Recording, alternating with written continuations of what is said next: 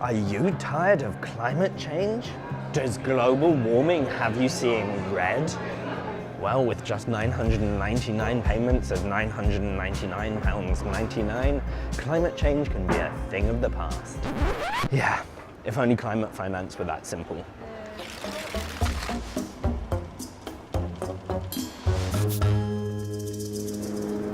$100 billion per year. That's how much the world's agreed the rich nations need to be transferring to the poor nations in order to help tackle climate change. But there are still a lot of unanswered questions about this cash.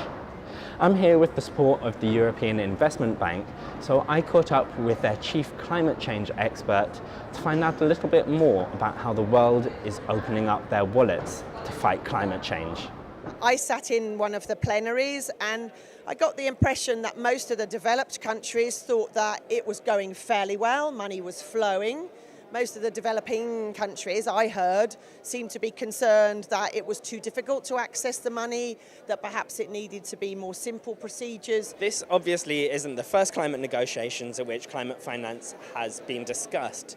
How close are the big issues to being resolved here?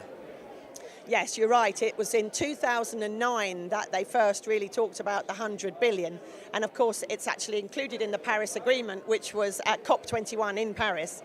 So they're still talking about it. So you can see that it's not easy to resolve it. But nevertheless, I think it's becoming clearer what people should be counting.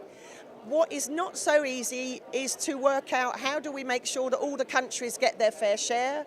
So these are the kind of questions that they're still discussing in the negotiations. So where's this money, this $100 billion per year, coming from? Well, some of it is public money from governments. Some of it is from, banks like us, public banks. But it's not all public money. It's also about us bringing in private money. It's about governments sort of setting up schemes to incentivize companies to also invest in things like renewable energy. And so it's a bit of a mix of public and private. I just walked past a protest group playing a climate finance game here at the Action Centre in COP, kind of indicating some of their concerns about how climate finance is managed. It shows just how big an issue climate finance is to the negotiations here.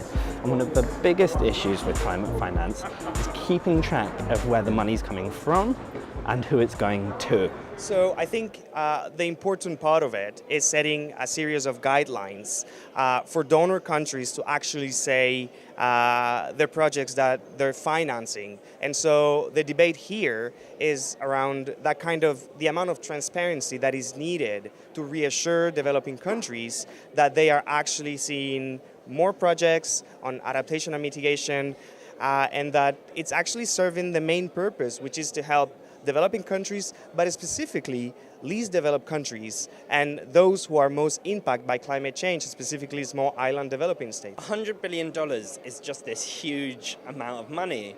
Do we know yet where that's going to be coming from?